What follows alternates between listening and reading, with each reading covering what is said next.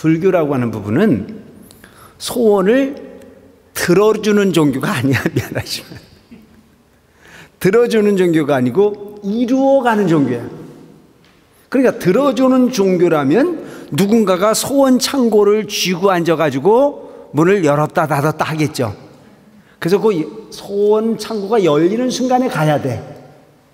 그런데 이 창고는 열었다 닫았다 하거나 죽어라 내거나 이런 부분이 아니고 이미 우주법계의 모든 부분의 재산은 내 거야, 내 거.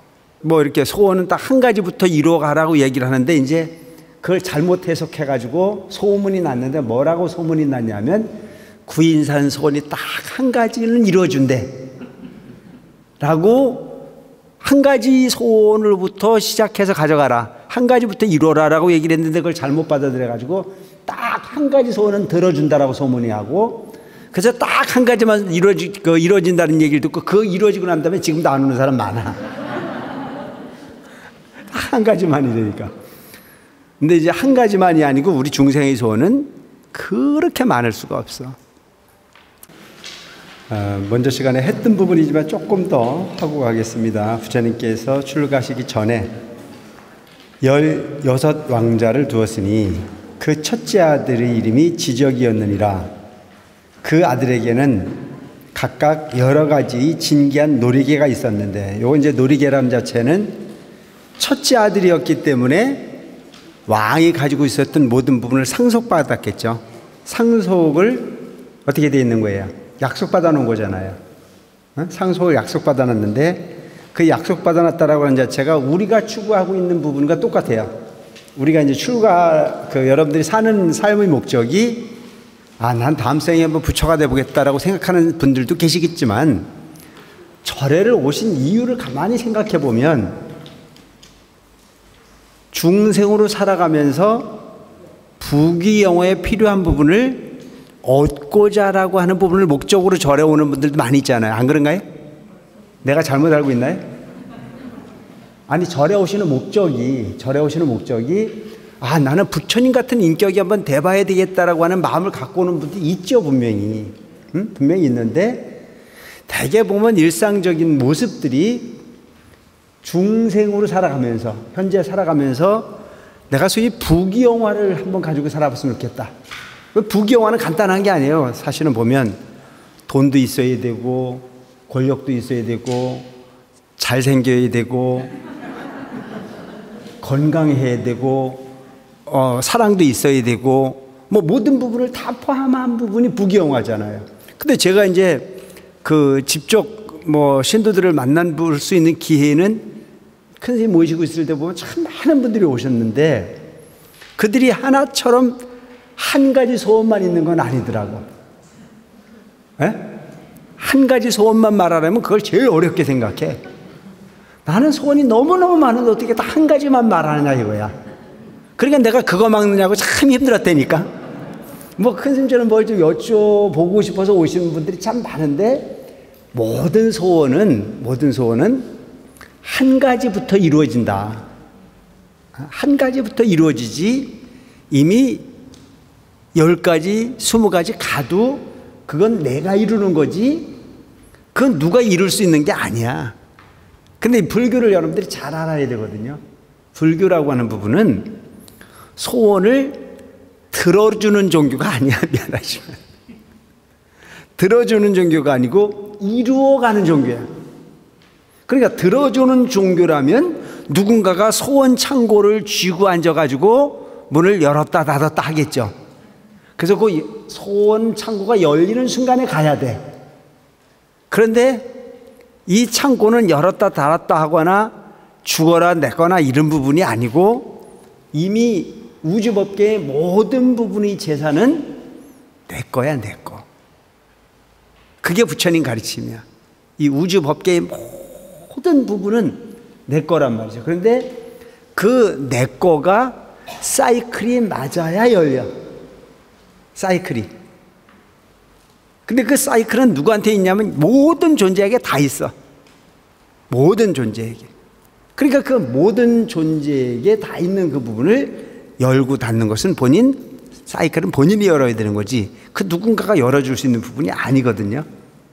그래서 불교에서 얘기하고 있는 이 세상의 주인은 그 누구도 아닌 내 자신이다라고 이야기하는 이유가 바로 거기 있어요. 셀프야. 그 방법을 구하는 게 부처님 가르침이지 그 노력을 하는 것은 오직 내 자신이라는 거죠.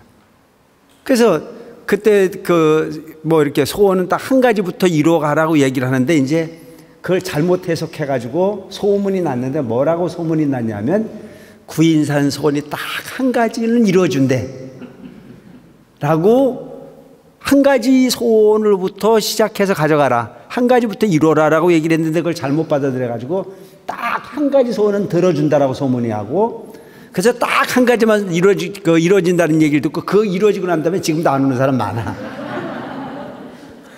한 가지만이니까. 근데 이제 한 가지만이 아니고 우리 중생의 소원은 그렇게 많을 수가 없어. 우리 남편 사업 잘 되는 거, 우리 아들 장가 잘 되는 거, 우리 딸내미 시집 잘 보내는 거, 우리 그 가족들 건강한 거, 뭐 하다못해 모든 부분이 이루어지고 나면 또 기다리고 또 기다리고. 여기서 보면 지적이라고 하는 분은 이미 부귀영화를 다 가진 거예요. 여기서 소위 놀이개라고 하는 부분은 돈, 명예, 권력, 사랑, 권세 모든 게 다야. 왕자니까. 아버지가 안육따라 삼맥삼보를 이뤘다는 말을 듣고는 모든 놀이개를 버리고 부처님 초소에 나가고는. 그러니까 여러분 부처님 초소에 오는 부분은 이게 목적이 커야 되는 거예요. 쪼잔하면 안 되는 거예요. 여기 보세요. 부처님께서 당신의 아버지가 깨달음을 얻었다는 얘기를 듣고 이거 지금까지 우리가 가지고 소위 왕의 자리 전륜성왕 같은 그 어마어마한 그 자리를 허이작처럼 버렸다 이거. 그리고 어디를 갔냐? 아버지 부처님 당신의 아버지가 깨달았다라고 하는 안육따라 삼맥삼부리를 얻기 위해서 부처님 초소에 갔다.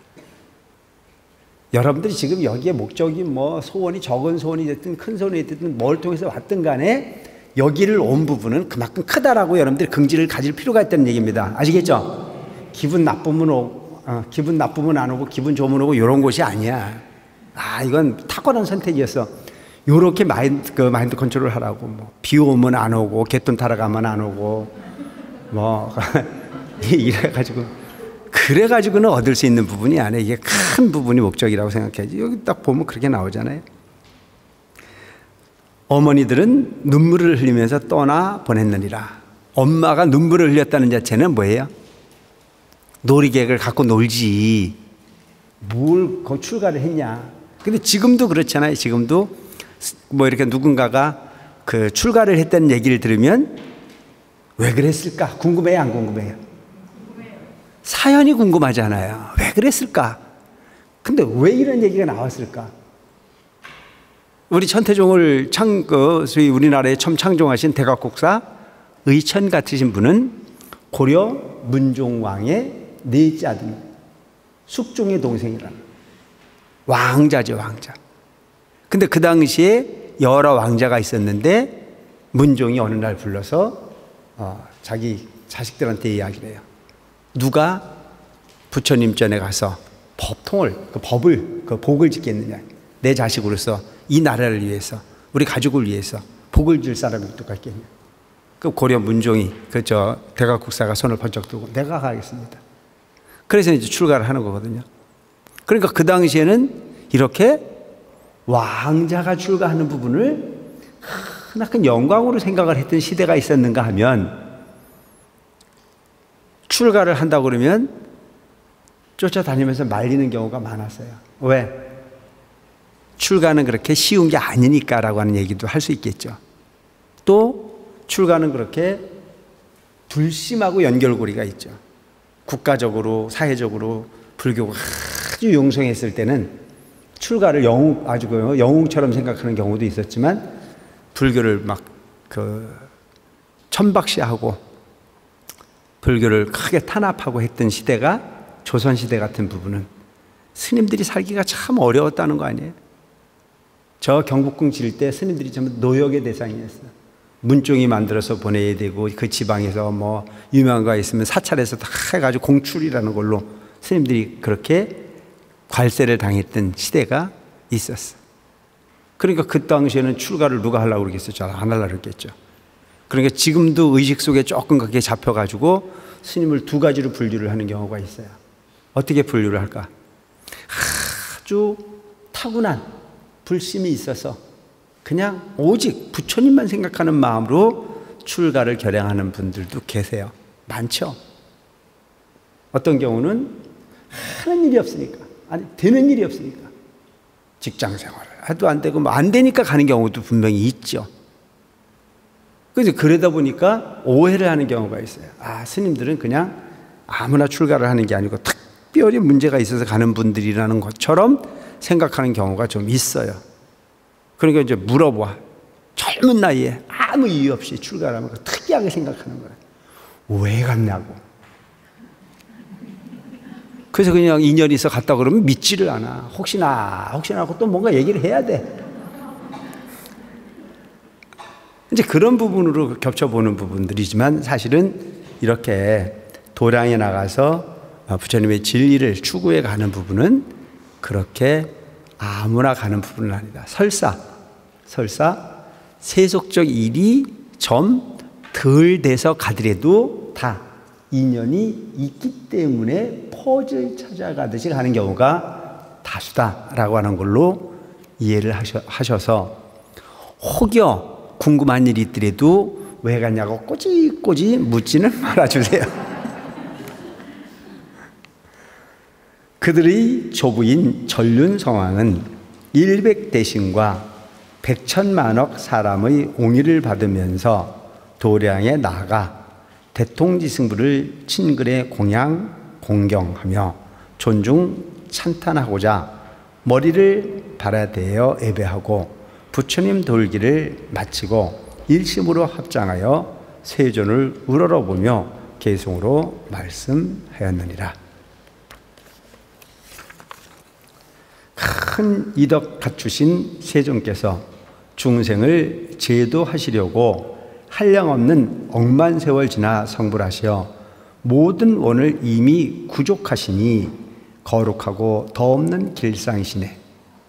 세존께서는 매우 희유하게도 한 번 앉으시어 10소급 동안 몸과 손발 안정하시고 움직이지 아니하시고 마음이 항상 단박하시어 일찍이 산란함 없으시와 마침내 영원히 정멸하시어 무루법에 편안히 머무르시네. 그러니까 여러분 선정에 들었다는 얘기, 여기서 보면 마음이 단박하셔 그러는데 선정에 들어가지고 아주 원만해져서 마음이 안성이 돼서 의식이 움직이지를 않아요. 그래서 여러분들 우리가 흔히 보면 그 조용한 걸 못 견디는 사람들도 있잖아요. 요즘 사람들이 되게 보면 아주 시끄러워 못 살겠다고 말하지만 너무 조용해도 잠이 안 오는 경우가 있잖아요. 시끄러워도 잠을 못 자는 경우가 있고 너무 고요해도 잠을 못 자는 경우가 있어요. 왜 너무 고요해도 잠을 못 잘까? 너무 고요한 부분이 너무 고통스러운 경우도 너무 많잖아요.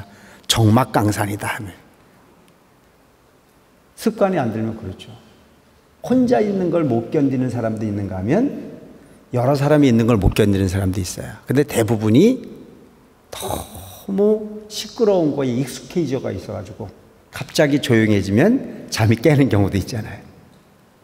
옛날에 여러분 그런 기억 없으세요? 옛날에는 제사를 몇 시에 지냈어요? 12시 지냈어요. 그죠? 0시라고 하는 부분을 지냈단 말이죠. 그래서 왜 그러냐고 물어봤더니 그때의 그 혼들이 가장 많이 움직이는 시간이기 때문에. 그런데 차라리 그렇게 혼이라고 얘기를 하면 좋은데 꼭 귀신이라고 얘기를 하더라고요. 어떻게 제사 지낼 데가 없어갖고 귀신이라고 표현하는지 몰라도 어쨌든 그 시간에 지내야 된다 그래요. 그 제사를 지내려고 그러면 저 멀리 있었던 인갈 친척에서부터 모든 사람들이 다 모여오지 않나요? 요즘처럼 뭐 자경 타고 모이는 시대인데도 귀찮아서 안 모이는데 그때는 몇십 리를 걸어 다니고 뭐 이런데도 그 제사라고 그러면 참 정성껏 모여서 그렇게 제사를 지냈어요. 근데 그 여러 사람이 모이다 보니까 시끌벅적하잖아요. 근데 그때가 되면은 아이들도 다 따라가지 않나요? 그래서 모이면 밤새도록 시끌벅적하는데 애들은 그 시간까지 못 기다리잖아요. 눈을 아주 그냥 뜨고 기다려도 꼭 그 시간만 되면 골아 떨어지거든요. 그 좀 자고 있으면 제사 다 지내고 갑자기 시끄러워지는 건 나눠 먹을 때 시끄럽거든요. 그죠? 나눠 먹을 때 시끄러운데 꼭 시끄러운 가운데 잠을 깨는 경우도 있고, 갑자기 시끌시끌 하다가 제사를 지낼 때는 조용하잖아요. 또 그 시끄러운 그 너무 조용한 것 때문에 깨는 경우도 있고. 그러니까 우리가 흔히 보면 잠을 잔다라고 하는 부분이 의식을 완전히 놓는 건 아니라는 생각을 하게 하는 이유가 바로 그런 부분들일 수 있어요. 자면서도 듣는 거죠. 의식 속에 그것이 깨어있기 때문에 아마 그런 현상들이 일어나지 않을까 싶은 생각을 하는데, 우리 이 수행이라고 하는, 여러분들이 마음을 이제 소위 삼배라고 하는 부분을 고요함을 만나기 위해서 기도를 열심히 하잖아요. 그런데 되게 보면 저 아주 고요한 데 가가지고 조용한 부분을 기도라고 생각하는 사람들 입장에서 구인사 같은 데를 가거나 이런 데 모여서 우리 기도할 때 보면 몇백 명씩 몇천 명씩 모여가지고 관세음보살을 밤새도록 부르잖아요. 근데 그 밤새도록 부르는 동안에 처음에 갈 때는 그냥 웅성웅성 하는 게 정신이 하나도 없는데, 나중에 그게 집중을 하고 집중에 들어가다 보면 거기서 고요한 걸 만나야 안 만나야? 만나잖아요. 나하고의 만남이 아주 그 시끄러운 가운데 고요함이라는 게 존재한단 말이죠. 근데 이제 이런 어떤 수행의 장르를 보면 부처님 당시에서부터 지금까지도 고요한 부분을 좋아하는 분들이 아무래도 삼매를 만나는 부분이 좀 용이한 부분이 있겠죠. 그래서 노력하지 않고 얻을 수 있는 부분은 없어요. 열심히 노력해야만 되는데, 이미 여기서 이야기하고 있는 부분은 그만큼 산란함과 모든 어떤 그 청정함을 만들기 위해서 그 시간을 보내는 부분을 아주 즐겨했다라고 하는 내용으로 여러분들이 이해를 하면 좋을 것 같다는 생각이 드네요.